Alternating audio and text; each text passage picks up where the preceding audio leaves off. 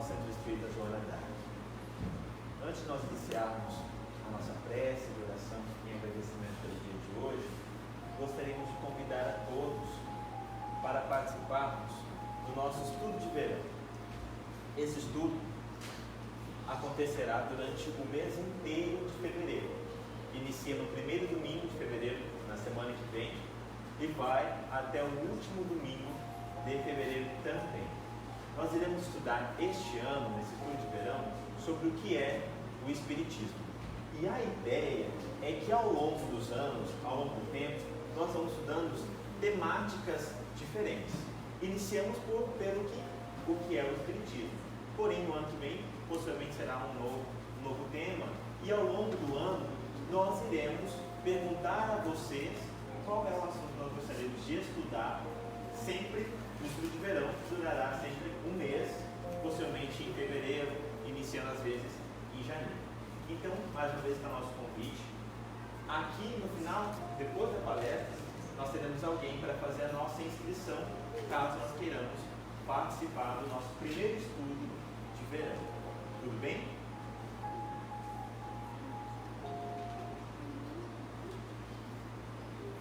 Da obra Vida Feliz, de Joana de Ângeles, ela nos diz: insiste na preservação da tua saúde. Muitas enfermidades têm origem no temperamento desajustado, nas emoções em desalinho, em influências espirituais negativas. A ansiedade, o medo, o pessimismo, a ira, o ciúme, o ódio são responsáveis por males que ainda não se encontram catalogados, prejudicando a saúde física, emocional e mental. Esforça-te por permanecer em paz, cultivando os pensamentos bons que te propiciarão inestimáveis benefícios. Conforme preferires mentalmente, assim te será a existência. Vamos orar?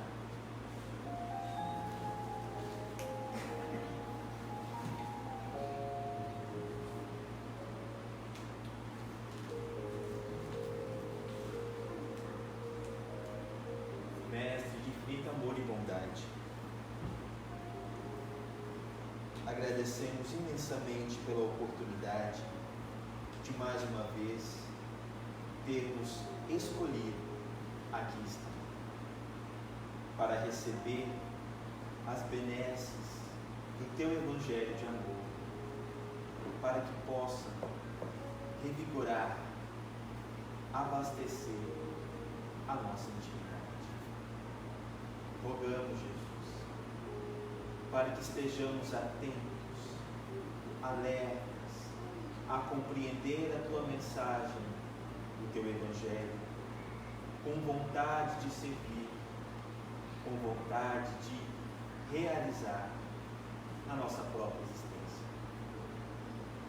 Muito obrigado pela oportunidade, obrigado por aqui estarmos e principalmente por enviar os teus emissários que hoje e sempre vão por nós e por toda a humanidade.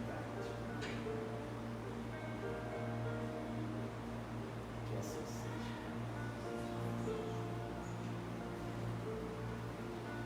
Para a palestra de hoje, agradecemos e convidamos nosso amigo Saulo para estar conosco.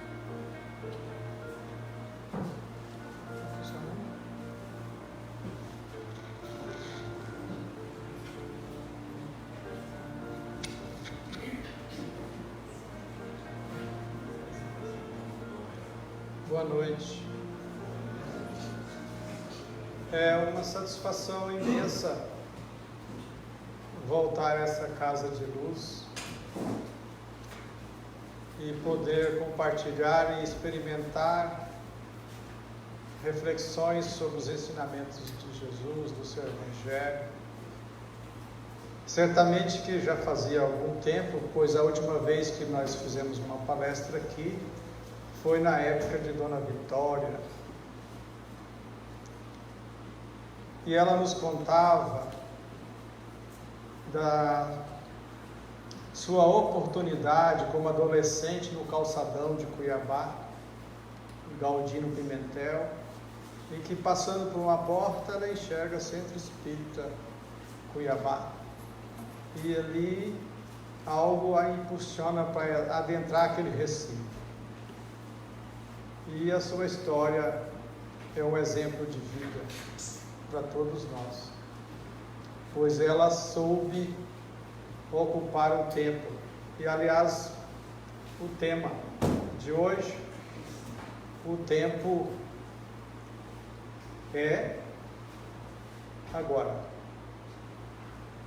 Então, é sobre a nossa gratidão a esse ambiente que ela liderou por muitos anos, que nós vamos convidá-los a fazer uma jornada de 1 hora, pensando e convidando alguém muito importante para viajar na nossa intimidade. Alguém que muito ama e muito amou os amigos. Quando, na sua primeira aparição pública, numa festa chamada Bodas, conhecida como Bodas de Canaã, ele transforma água em vinho, apresentando a satisfação e a alegria de servir aos amigos. O como seu coração, abundante de amor, dedicava aos seus amigos. Foi assim que ele disse aos seus discípulos: já não vos chamo de servo, e sim de amigos, pois a todos lhe passei o conhecimento da verdade. Amava, ama. Convidamos a Ele a estar no nosso coração nessa 1 hora que estaremos juntos, pois amar não é por condição nenhuma. Como Ele amava um amigo de todo o seu coração, amava com todas as fibras de um espírito que é puro amor. Porém, esse amigo, como muitos de nós hoje ainda, não entendemos a grandeza da verdade que pulsa num coração sublime. Não entendemos Deus na sua paternidade, que alcança todos os seus filhos a todos os instantes. E queremos resolver as coisas aqui na terra sobre outros prismas, outros ângulos, como se Deus não entendesse muito da vida aqui na terra, ou como se Jesus não soubesse ser mestre da coletividade. Então queremos dar um jeitinho nas coisas. E foi assim que Judas, por não entender que a mensagem de Jesus estava ali semeando para os ervos seguintes, é que quis dar um jeitinho, e nós conhecemos esse jeitinho como traição. Amor de Jesus por Judas continuou. Seguia Jesus pelas ruas de Jerusalém com uma pesada cruz de madeira, na cabeça uma coroa de espinhos a sangrar. Seus amigos, cadê? Aqueles que muito amou, cadê? E ele carregava essa cruz sem nenhuma reclamação, sem nenhum ato de condenação a quem quer que seja, apresentando na intimidade uma virtude que todos somos convidados a sentir em nossos corações: a renúncia, renunciar ao apego, renunciar a querer que as coisas sejam do meu jeito, renunciar a esse desejo de que tudo seja pelo meu ângulo. Ele apresentou ali, ele que nada tinha para reparar, nada tinha para quitar com a lei de justiça na consciência, ele que só amou e só ama, se permitiu ser crucificado. E no alto da cruz, como um ladrão, nenhuma reclamação, nenhum gesto de condenação, nenhum. E na hora de clamar pelas suas dores, de ser crucificado por quem ele muito ama, na hora de clamar por si mesmo, ele clama por nós: Senhor, perdoa-os, eles não sabem o que fazem. E assim nós continuamos não sabendo ainda o que fazemos.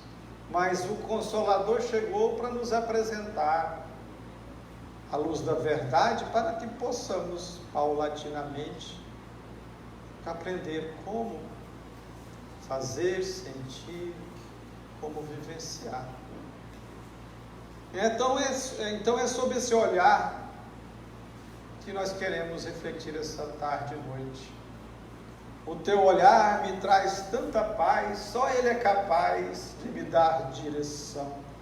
A tua voz desata os nós que trago no fundo do meu coração. Ah, sede de falar de amor. Ah, quanta sede de falar de afeto. Gratidão, Senhor, pela oportunidade de estar com vocês aqui falando de afeto. Pois o dia a dia nosso existe tanto desafeto. No nosso dia a dia existe um caldo energético tão negativo permeando as nossas relações, e ainda a nossa invigilância, a nossa futilidade, dando guarida às interferências maléficas dos espíritos que querem ainda permanecer no mal. Então é com esse convite a Jesus em nossos corações que queremos refletir. O tempo é agora. E devemos então, para isso, trazer uma história verdadeira, real, acontecida com um pai muito amoroso. Muito amoroso. Amava a sua filha com todas as fibras de sua alma. Era a sua joia preciosa. Era a sua joia. Era o seu paraíso. Era o seu milagre da vida. Mas apesar de amar tanto, e naquela época, pela rigidez, pelos costumes, pela cultura, ainda trazia no coração muita exigência, muita possessividade. Quando ela adolescente, se enamorou de um rapaz que ele não fazia juízo do bem e que não queria, ele não permitiu. E naquela época a rebeldia não se fazia condições para os costumes, não era permitido. Hoje a rebeldia prevalece um pouco mais, né? Nós, como pais, quem tem filho sabe disso. E quem tem filho que cresceu sabe também mais do que um pouco, né? Pois quando são pequenos assim, a gente manda neles. Aí quando cresce, eles mandam na gente, né? Naquela época não era assim. Pois essa filha, ela se rebelou, ela amava muito aquele rapaz, ela queria ele para o seu coração. Para ela não havia tempo infinito. Não lhe fora ensinado o desapego. E para ele também não existia não seguir as suas ordens. E quando ela se rebelou, ele a agrediu. E ela se rebelou mais e ele agrediu mais. Ao ponto de certo momento, ele querer levantá-la, de dizer para ela ir para o quarto, porém ela não podia mais. Estava tetraplégica. Não podia caminhar mais. Esse pai ficou desesperado. A sua joia preciosa não podia mais andar. O que fazer? Que destino é esse? Que vida é essa? O que fazer? O sentimento de culpa e o desejo muito grande de que ela voltasse a andar. A carregou no colo pelas ruas, carregou pelos lugares, queria trazê-la à vida novamente, faria tudo, daria sua vida para que ela pudesse andar novamente. Mas ela não andava. Então ele buscou um médium, um curador, um mestre que curava as pessoas. E lhe rogou: cure a minha filha. Cure a minha filha. Ela é tudo que tenho. Você é curador, você tem condições de curá-la. Você é um mestre de todos. Cure-a. Porém o mestre lhe disse: esse episódio na sua vida é como uma onda do mar. A onda que vai, não volta mais. Terás de se responsabilizar por esse gesto, por esse acontecimento. Essa onda não volta. Já foi. Mas podes curar, curastes a minha sogra. Não é uma piada de sogra, é verdade. Não. Isso é seu. E ninguém irá te tirar. Essa experiência é sua. Essa onda já foi. Terás de responsabilizar-se por ela. A vida é assim. Vem em ondas. E vai passando. O tempo passa, a vida passa, como uma onda no mar, como nessa melodia do Lulu Santos que nos traz. E o Lulu Marquinhos está aqui para nos ajudar a sentir a melodia no coração. Podemos cantar ela? Vai cantar? Podemos. Eu fico na vibração e você na voz. Nada do que foi será de novo do jeito que já foi um dia. Tudo passa, tudo sempre passará. Podemos acompanhar. A vida vem em ondas como um mar, num lindo e lindo infinito. Tudo que se vê não é igual ao que a gente viu há um segundo. Tudo muda o tempo todo no mundo. Não adianta mentir, nem fugir.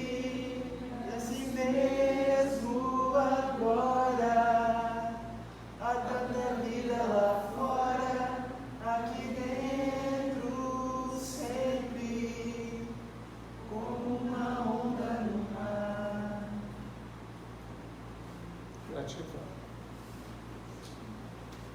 Então nós gostaríamos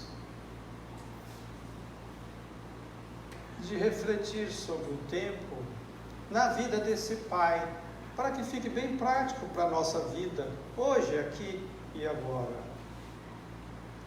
Pois o tempo tem a sua dimensão que passa e a sua dimensão que nunca termina, de infinitude.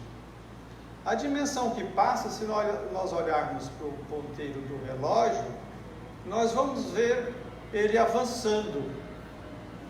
Ele vai avançando e não tem como segurar, porque ele vai avançando. Essa é a dimensão temporal, do tempo que não volta atrás, do tempo da onda que não volta atrás. Mas se observarmos o relógio andando, nós vamos ver que mesmo ele andando, o tempo continua a existir. Essa é a dimensão atemporal da infinitude. Nós temos a dimensão temporal de segundos, que não se consegue impedir o avanço. E temos a dimensão atemporal, de mesmo avançando os segundos, ele continua a existir. A dimensão atemporal. Se nós observarmos, tudo passa como a onda no ponteiro do relógio. As experiências vão passando, as situações vão acontecendo na nossa vida. Porém, apesar de passar, o tempo não gasta, não desgasta. Apesar de o tempo de agora não ser mais agora, daqui um segundo, ele não gastou, ele não desgastou, ele continua a existir na mesma plena oferta de possibilidades. Nós vivemos essas duas dimensões em nossas vidas. A dimensão das ondas que vão passando na casa dos segundos, aonde não temos como retomar e fazer o que já foi feito, e vivemos a dimensão da eterna presença, do eterno presente, de viver o presente o tempo todo. Ele não gasta, ele existe, ele está disponível, ele não desgasta. Ele está abundante, em plena abundância, para que nós possamos fazer novas ondas. Foi o que disse o mestre, aquele pai aflito: poderás criar novas ondas. Aquela não volta mais. Poderás responsabilizar-se por esse ato e ser e continuar sendo o pai que ama. Veja as duas dimensões do tempo aí presente. Da onda que não volta mais, de algo que ele fez e não volta, então já passou, e das novas ondas, dos novos recomeços, das novas oportunidades. E no caso, o mestre dizia a ele, de responsabilizar-se. Vamos trazer isso que nós estamos refletindo do tempo lá, para o psicológico, para o emocional. Na dimensão temporal, não se volta atrás. Na dimensão temporal, não tem como ele refazer as estruturas da coluna da filha. Já foi. Essa é a dimensão temporal. ela não volta mais, já passou, passa rapidamente, como passa uma encarnação, como passa duas, como passam 10 encarnações, passa, vem e volta. As experiências nas nossas vidas são assim, elas vêm e vão. Como narrar uma corrida de Fórmula 1. Lá vem, já foi. Não é assim?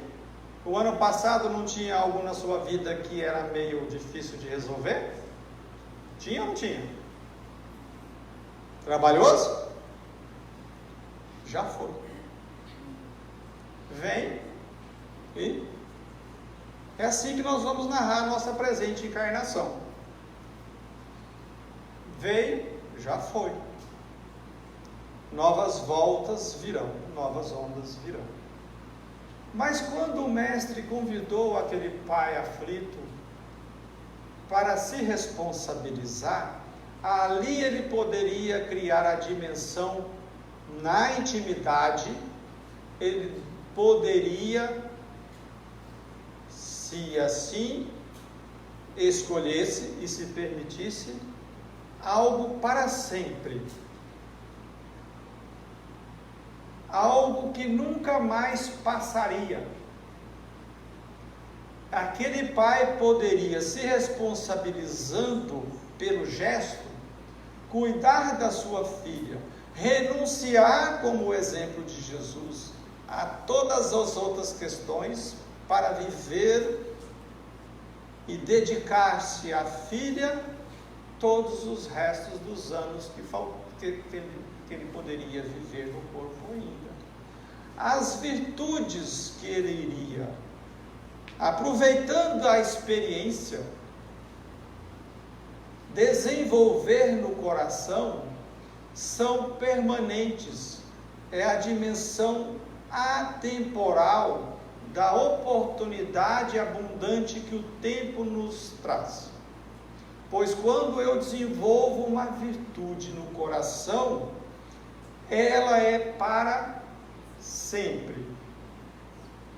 Vejamos, a aflição, a culpa do pai não é para sempre. Concordam? As atitudes viciosas, os medos, as inseguranças do pai, não é para sempre. Dia virá que ele se tornará um espírito pleno de amor. Então, tudo que nós nos permitimos de movimentos desvirtuosos são temporários. É a dimensão nossa no tempo vivendo a oportunidade daquilo que estamos convivendo no experimento das provas da vida. Então, essa dimensão é atemporal dentro de mim. Aquele pai não levaria para a sua vida sempre a maldade, a possessão, a aflição, a culpa. Agora, se ele se responsabilizasse e gerasse uma renúncia a tudo o mais para dedicar a reparar o mal com o bem, essas virtudes que brotariam das novas experiências, dos novos experimentos de cuidar da filha, de dar banho, de lavar as suas fezes. Veja quanto de relação profunda e o quanto ele poderia se tornar um ser mais belo a partir de uma situação dolorosa. Essa é a dimensão atemporal, pois a virtude que ele desenvolvesse no coração ficaria para sempre. Nós não desaprendemos uma virtude, Não existe lei de retrocesso. Tudo que conquistamos em virtude fica para sempre. Tudo que nessa encarnação não nos tentou é porque conquistamos nas outras. Tudo que nos tenta ainda de desvirtudes é porque não fizemos a tarefa de desenvolver no coração. E todas as conquistas que desenvolvermos nessa encarnação já estarão impregnando o nosso perispírito, esse corpo que dá as matrizes do próximo corpo. E o próximo corpo já não terá as dificuldades naquela situação, naquela energia, naquela virtude que eu desenvolvi. Eu não serei mais tentado naquele ponto. Por exemplo, se eu desenvolver a humildade, na próxima encarnação não terei dificuldades com a vaidade. Se eu desenvolver o perdão, na próxima encarnação eu não conseguirei ter rancor, porque é para sempre. Essa é a dimensão atemporal das nossas vivências, daquilo que nós semeamos no coração. É quando a gente fala assim, eu tenho vontade de ter raiva do fulano, mas não consigo. Não é verdade? Porque não vai conseguir mesmo, não tem como voltar atrás. O relógio não volta atrás. E aquilo que conquistamos no coração não volta atrás. Mas aquele pai, ele escolheu a culpa. Ele escolheu se condenar. Porque ele se julgou uma pessoa muito malvada. E não conseguiu conviver com a culpa. Não conseguiu conviver dentro de si com a condenação que ele fez. Para conseguir relacionar consigo, ele fez um mecanismo de transferência. Ele transferiu de si, ao invés de arrepender-se e se responsabilizar gerando novas ondas, ele preferiu transferir uma raiva, um ódio que ele estava de si, para quem? Para o mestre, que não curou sua filha, e passou a odiar o mestre. É assim, o ódio é um movimento do ser que não se responsabiliza por desenvolver o afeto e o amor no coração e se responsabilizar por isso. Então nós odiamos, temos raiva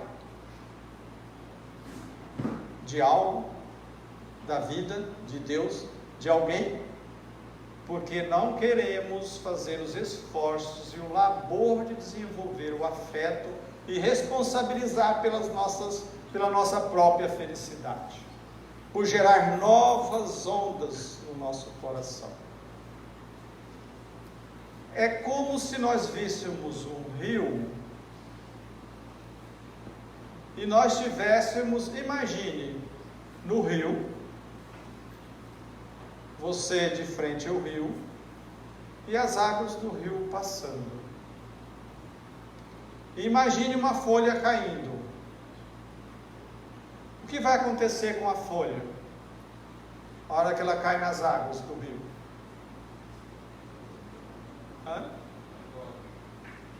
Vai embora, vai passar. O que não vai passar sou eu que estou observando. Então, eu sou o observador das experiências que estão passando. Eu posso observar a experiência. A folha, no caso do pai, é o experimento da situação com a filha. Passa.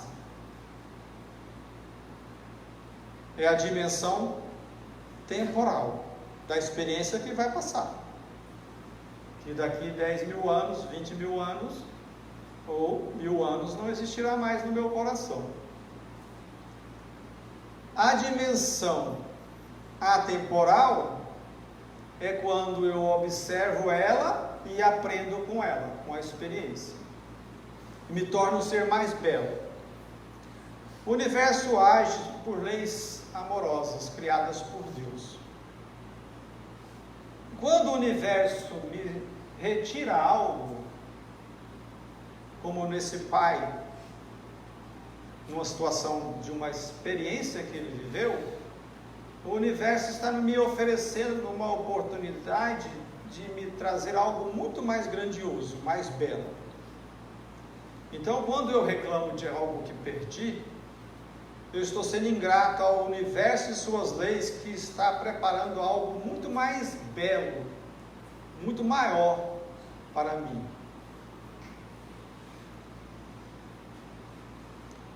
E no apego, eu quero segurar a folha do rio. O pai se identificou com a situação, ele se apegou à experiência da filha que não podia mais andar e se identificou com ela, como se aquilo fosse ele, como se ele fosse a maldade de uma situação que aconteceu. É como pegar a folha do rio e segurar, não querer deixá-la passar. É o apego, é a identificação. Nós fazemos muito isso no dia a dia. Nós nos identificamos com as coisas e elas vivem dentro de nós como se fossem nós. Nós não olhamos para as experiências com esse olhar à distância, de observá-las passando em nossa vida e nós permanecendo, extraindo um ser mais belo delas. Nós nos apegamos à folha que passa, à experiência, no dia a dia. Sabe aquela situação com aquele vizinho, com aquela pessoa que a gente não gosta nem de falar o nome? É uma identificação nossa com situação em nós que nós não trabalhamos, não nos responsabilizamos de nos tornar mais belos, mais leves, mais suaves. Então, quando nós percebemos que a folha passa na sua dimensão do tempo temporal, mas que o observador permanece, eu percebo a leveza que é o fardo e a suavidade que é o amor. Por isso que o fardo é leve, como convida Jesus. Por isso que o jugo é suave. Pois eu vivo no tempo que não desgasta, não gasta, que é abundante. Apesar de passar no relógio, ele continua existindo no eterno presente. É a nossa dimensão. Criados por Deus, passamos a existir na linha do tempo, porém vivendo sempre no eterno presente. Cuidamos das coisas fora, aprendemos algo dentro para sempre. Nos relacionamos com questões dentro, transformamos desvirtudes em virtudes e nos tornamos cada vez pessoas mais virtuosas. Queremos também trazer uma cooperação que o tempo tem. O tempo não anda sozinho. Alguém pode arriscar ou se lembra quem é o grande cooperador do tempo? Quem coopera o tempo todo com o tempo?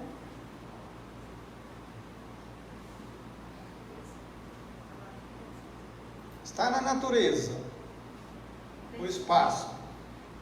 A Lívia lembrou. O espaço. O espaço coopera com o tempo. Os dois caminham cooperando. Mas é importante refletir isso psicologicamente, essa cooperação. Você está agora sentado, certo? Aonde? No centro espírita. Joana? Não, nem todos sentados, tem gente deitada.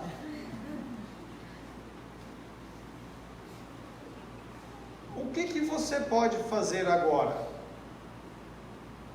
Muitas coisas, não pode? Pode pensar algo virtuoso ou algo desvirtuoso. Pode ou não pode? Aonde que você pode fazer isso? Nesse espaço onde você está. Mas nós criamos um hábito muito interessante. Se você está sentado agora e lembra de algo que tem de fazer segunda-feira, sabe o que acontece na maioria das vezes? A sua mente determina que já devia estar fazendo. E começa a querer fazer aqui e agora. Porém, o espaço que coopera com o tempo, ele não é aqui. É lá onde você vai fazer isso. E não é agora.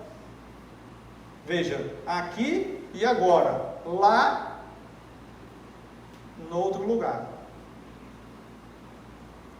O que gera ansiedade? Querer fazer agora o que é para ser feito lá, no outro lugar. Faz sentido? Sim? Aí, entendeu? Nós temos esse hábito de querer. É como preparar para uma viagem e querer já antecipar o sentimento da viagem aqui e agora. Eu posso fazer todo um planejamento aqui e agora, mas posso viver a viagem? Porque só lá e depois. Aqui e agora não. É como querer descobrir aonde está algo que eu perdi, ou que eu guardei muito bem guardado. Aqui tem pessoas que guardam algo muito bem guardado e depois não acham.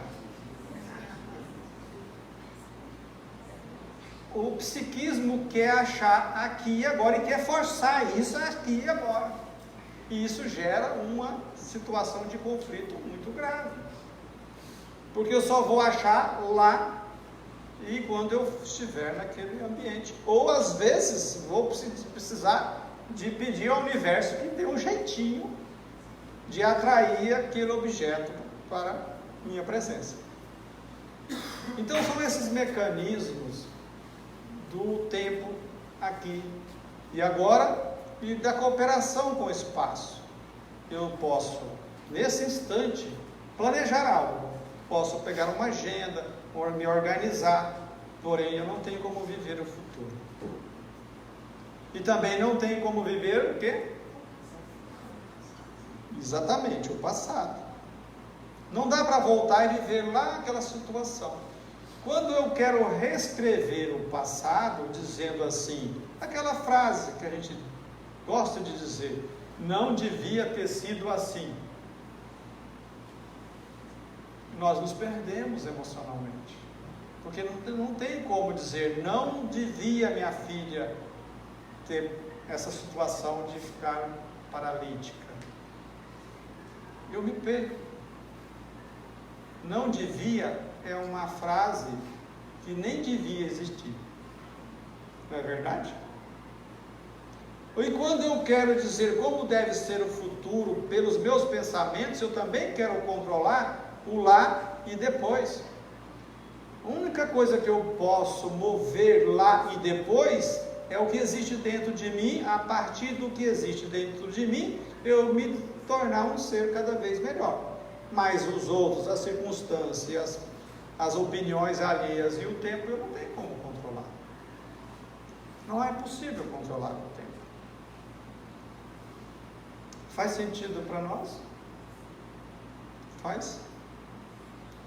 Mas ainda está faltando ainda, antes que o tempo chegue às 19h10, nós falarmos do tempo é agora. O que significa o tempo é agora? Esse tema foi nos trazido por um livro do Emmanuel, onde ele convida a observarmos que o tempo para nós é aqui e agora? Esse é o tempo para nós. E aí vale lembrar do exemplo do modelo e guia da humanidade que ele nos apresentou. O tempo é agora para viver a plena renúncia. Porque nós fomos criados por Deus para sermos felizes. Questão 115 de O Livro dos Espíritos. Esse é o nosso dever. Ser feliz é construir o reino divino no coração. E o reino divino se constrói paulatinamente, desenvolvendo as virtudes, cumprindo as leis sacrossantas deste Pai amoroso. É assim que podemos ir criando o reino de Deus. Essa é a nossa missão.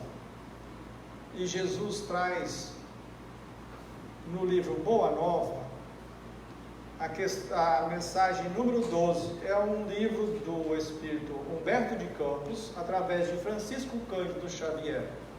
É a lição número 12 que fala dos amigos. Em determinado momento, Pedro pergunta para Jesus: mas Senhor, por que o Senhor disse: quem é meu pai, quem é minha mãe? O Senhor está negando tudo que o Senhor nos trouxe sobre a amizade? E aí Jesus traz um ensinamento belo, profundo, dizendo a Pedro: nosso maior objetivo é viver o reino de Deus. Tudo mais é acessório. Tudo mais é acessório. A família é um acessório desse objetivo.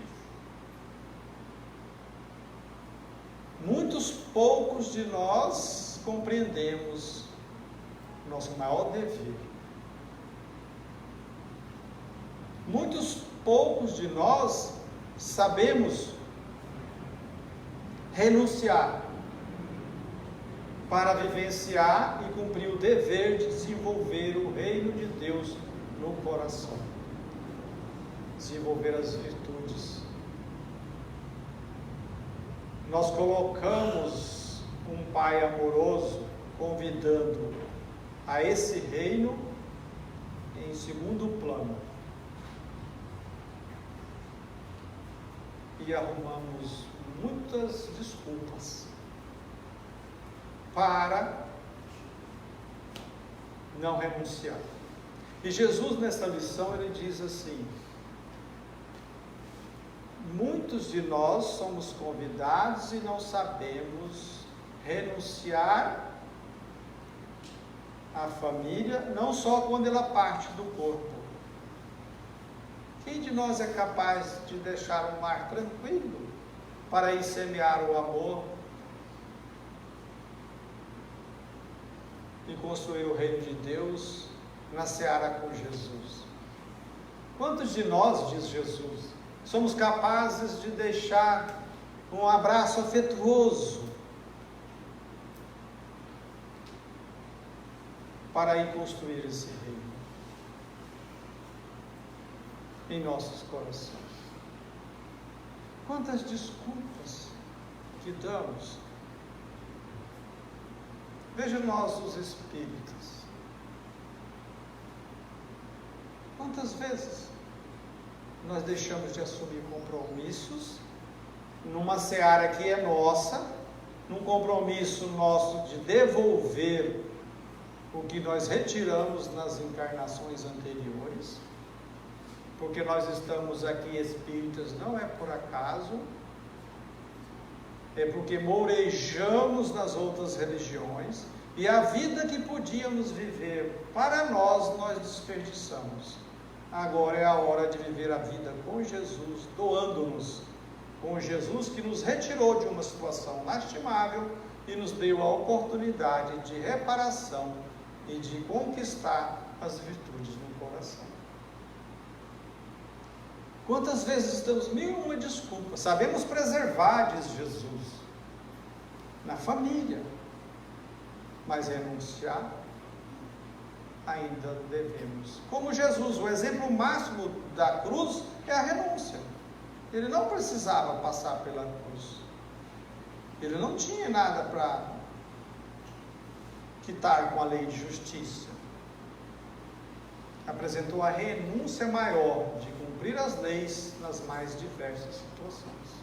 É o maior exemplo para seguirmos no dia a dia. E aí nós podemos pensar, então eu devo abandonar a família e ficar só lá no centro espírita? O que vocês acham? Sim ou não? Não? Tem certeza? Mas se eu quero construir o reino de Deus e eu tenho um compromisso consciencial na consciência, os dias atuais favorecem muito que eu coloque a família como acessório da construção do reino de Deus.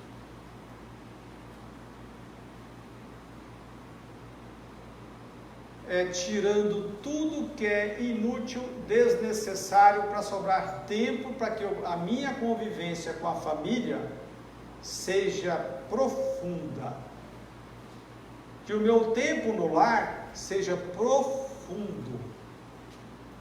Não adianta eu falar, não vou domingo, porque eu vou passar o domingo com a minha família, e passar o domingo num churrasco, numa euforia. Não estou falando nada contra o churrasco, estou dizendo do contexto.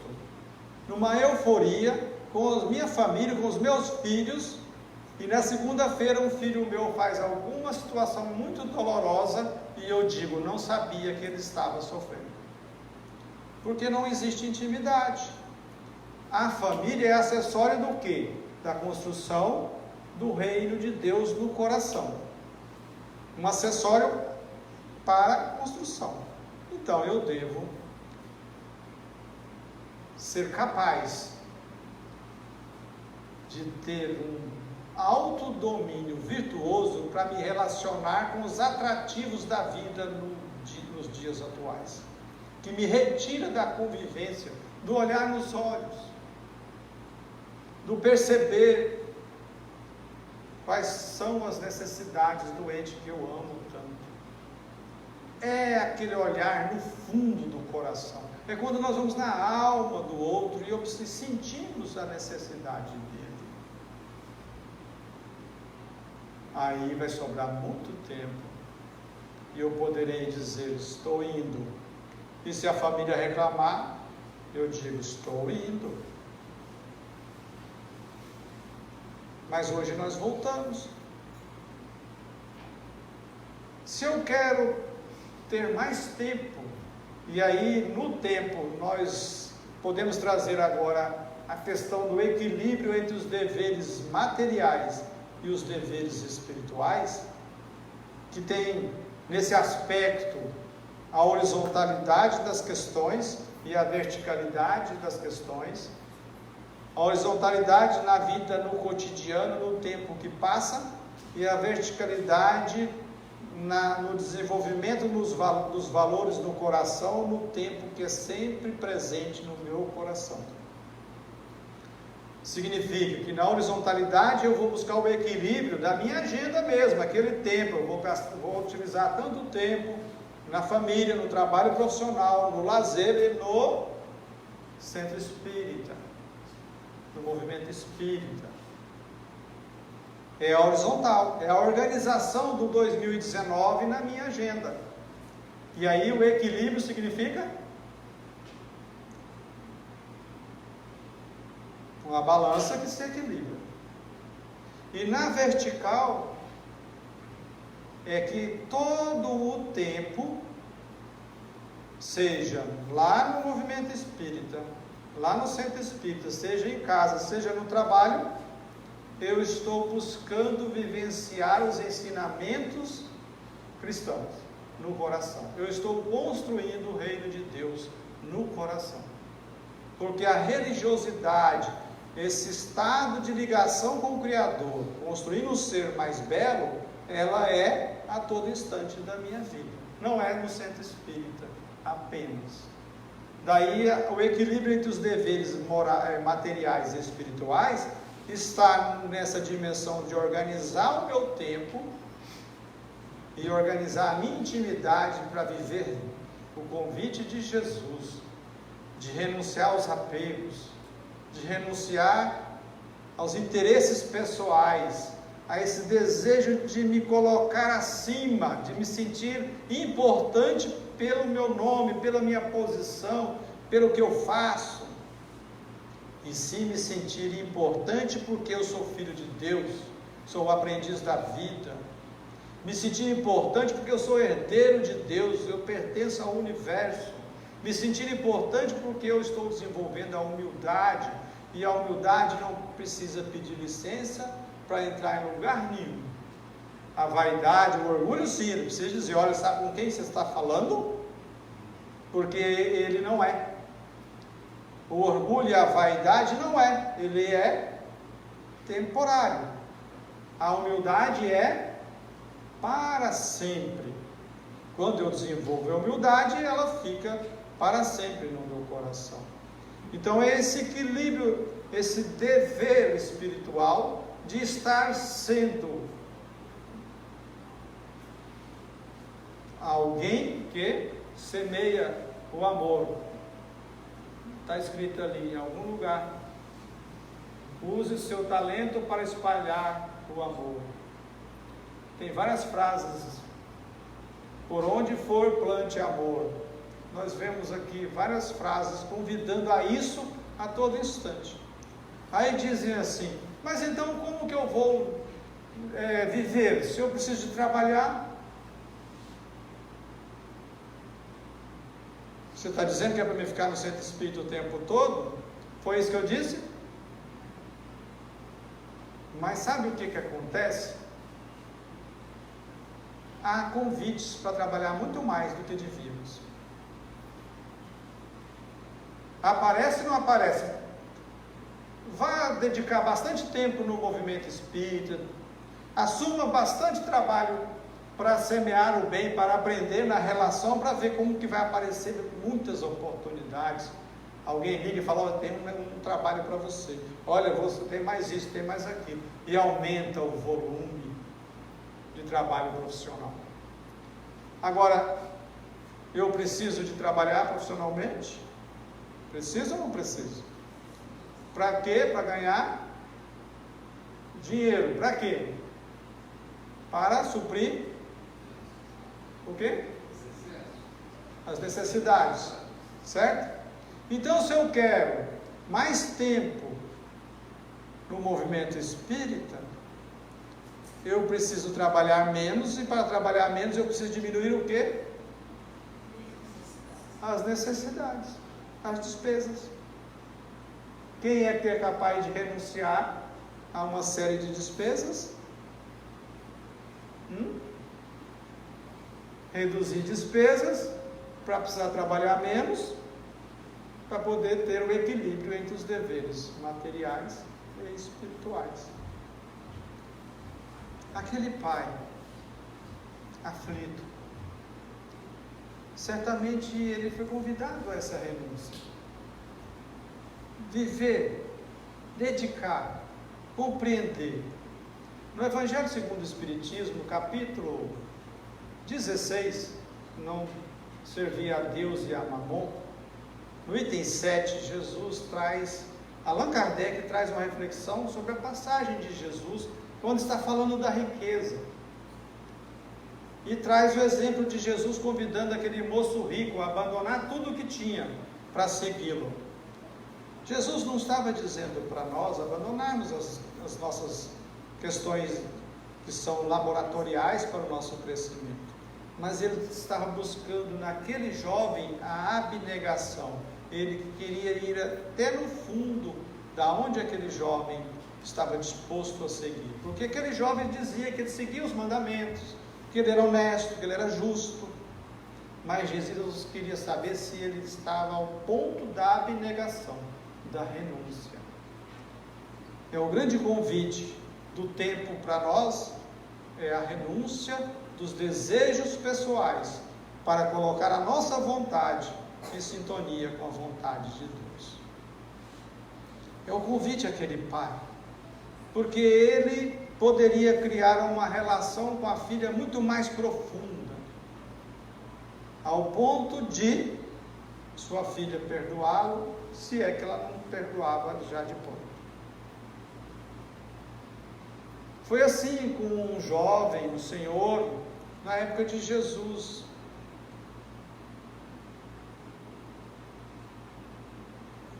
Ele aprendeu com o pai a profissão de sapateiro.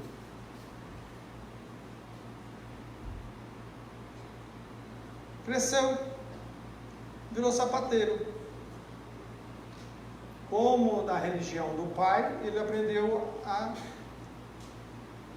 ir festejar a passagem, a Páscoa, que é uma festividade da religião judaica, que festeja quando Moisés tirou os da escravidão no Egito e levou para a terra prometida. Então eles comemoravam todos os anos a Páscoa. E ele iria, todos os anos ele ia para Jerusalém para festejar a Páscoa. Mas naquele ano de 33 foi diferente. Ele deparou com uma multidão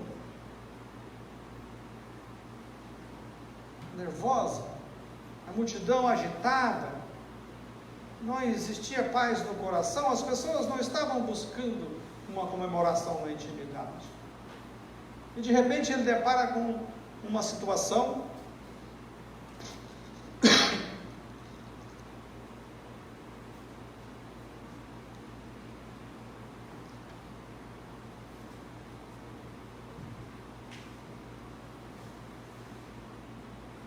um homem em pé, a multidão dizendo para puni-lo.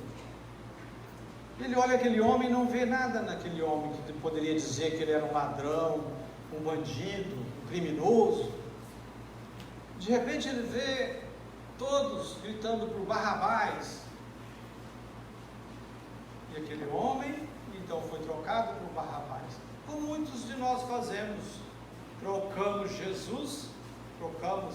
Jesus pela vida com Barrabás, das questões do dia a dia. Ele ficou impactado. O olhar daquele homem dizia algo para o seu coração. Não conseguiu se afastar mais. Havia um imã que o puxava para a presença de Jesus. Seguiu o Calvário, ficou ao pé da cruz. Quando Jesus, no alto da cruz, em determinado momento, olha no fundo dos seus olhos, ele sente um frêmito, ele sente algo dentro dele, intraduzível. Parecia um convite. Mas convite para o quê? O que ele me convida? O que um homem na cruz pode me convidar? Por que ele me toca o coração dessa forma? Aquele olhar lhe trazia tanta paz. Vamos sentir a paz com aquele olhar? Tiago vai colocar para a gente na mesa para a gente poder cantarmos todos nós juntos. Aquele olhar trazia tanta paz. Ele sentia como alguém na cruz podia lhe transmitir paz. Como?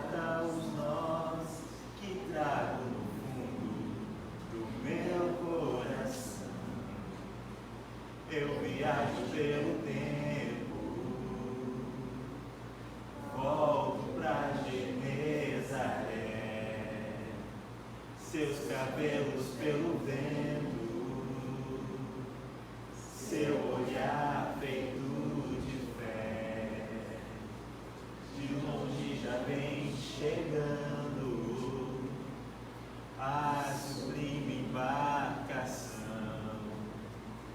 eu na praia te esperando, no meio da multidão. Bem-aventurados, vós sois o sal da terra e a luz do mundo. Amai e perdoai, orai a quem te persegue, a si mesmo se negue. Tomai a tua cruz, levanta-te e vai.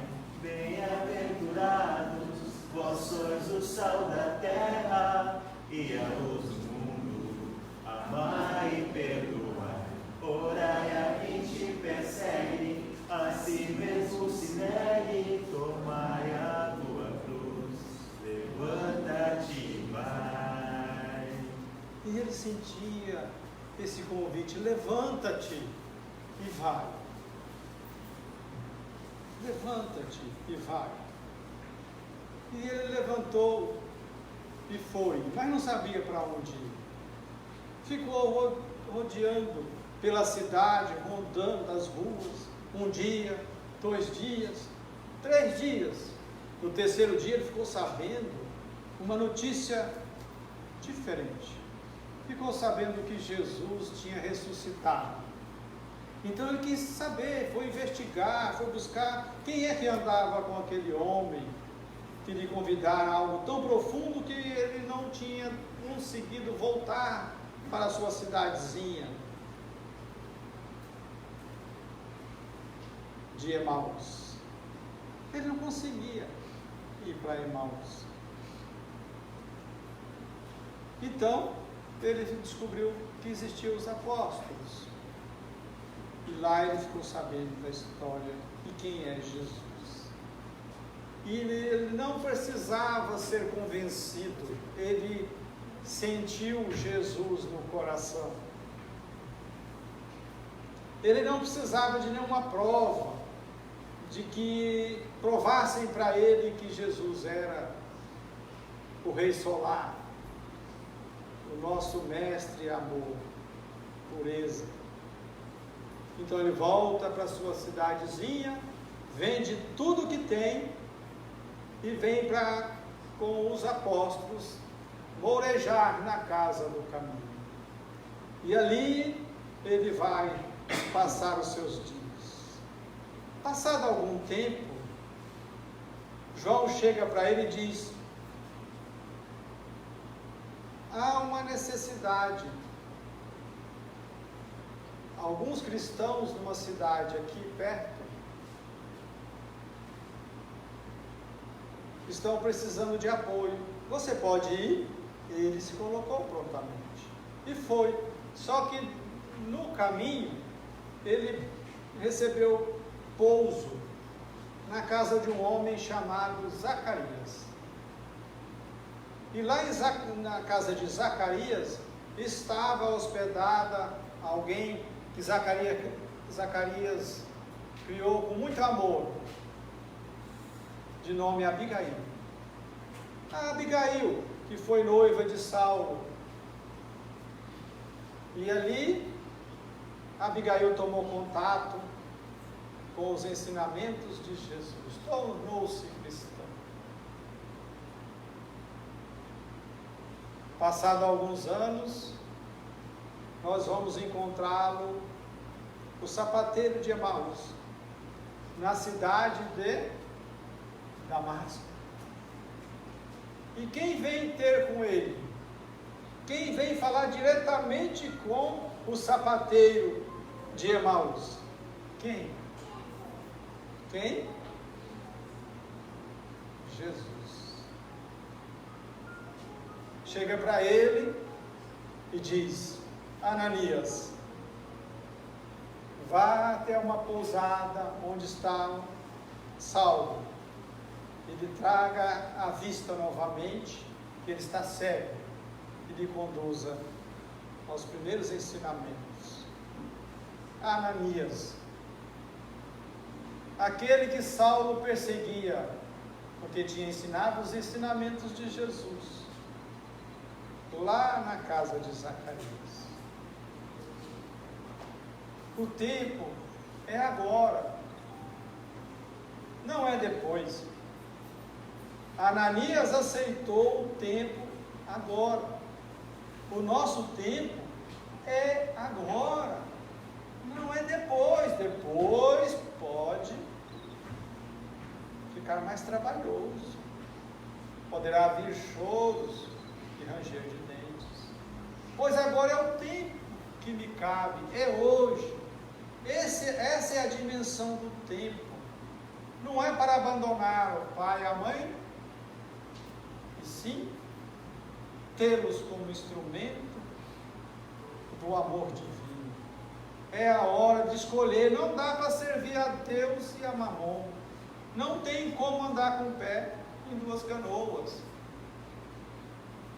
Devemos escolher a canoa que está Jesus, no seu barco a navegar, para compreender qual é o convite de renunciar a todos os desejos desnecessários, distrações que não nos trazem nada para a construção do reino de Deus no coração. Emmanuel diz: esse é o momento da construção do reino de Deus em nossos corações, no livro O Tempo é Agora. É um convite que nos traz Emmanuel para lembrar do convite de Jesus. Viver Jesus no coração não é algo para depois, não é para lá e lá na frente, é para aqui e agora. O tempo é agora, não é de sofrimento, não é de cansaço, pois nós já vimos, refletimos, que o tempo traz a leveza da oportunidade, porque ele não gasta, não desgasta, ele é infinito. Ele nos oferece a oportunidade de recomeçar. Fizemos ondas, algumas ondas nós não gostaríamos de lembrar muito, mas podemos nos responsabilizar e criar novas ondas. O teu olhar me traz tanta paz, só Ele é capaz de me dar direção. Qual direção nós somos convidados? Para onde? No que? Quando? Aqui é o tempo. O tempo é agora.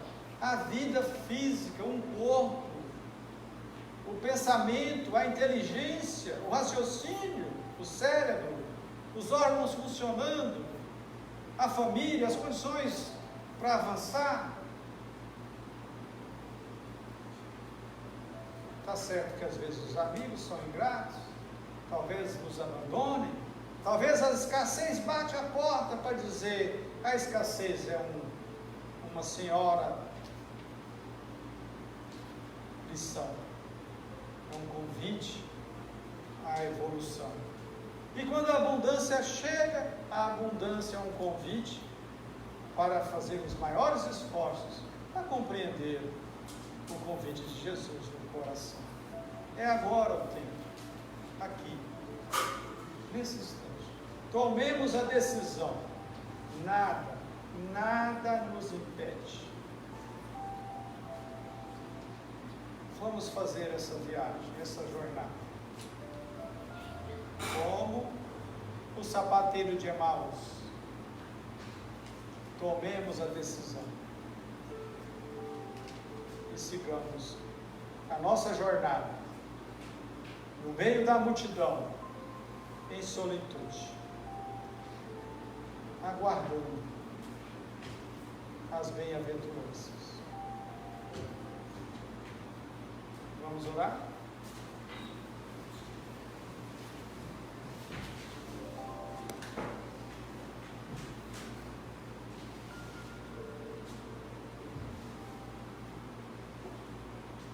Bondosos benfeitores desta casa de luz, queremos nesse instante agradecer a bondade que nos alcança, para que a confiança se instale pela fé profunda nas leis de Deus. Somos almas irmãs fraternas e podemos apresentar pelos exemplos da nossa vida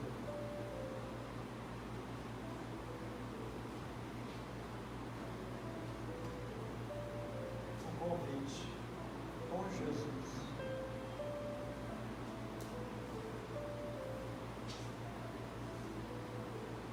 para que a gratidão seja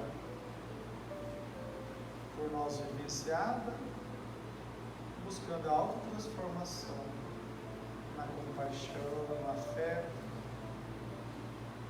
conhecendo a verdade sempre que vai nos libertar, pois ampliamos o nosso discernimento, vivendo a vida na construção do reino de Deus em nossos corações.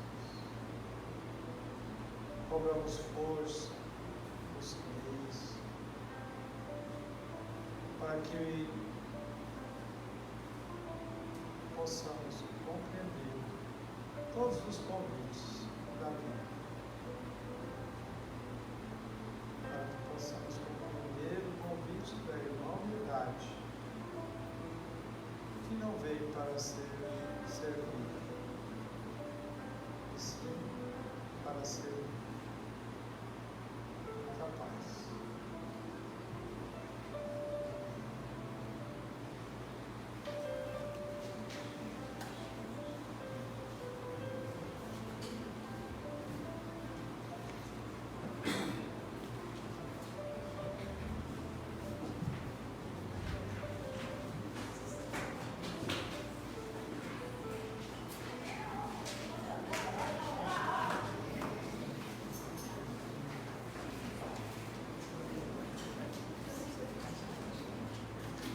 Amigos, nesse momento nós nos encaminharemos para o passe, mas antes gostaríamos de dar alguns recados rapidamente.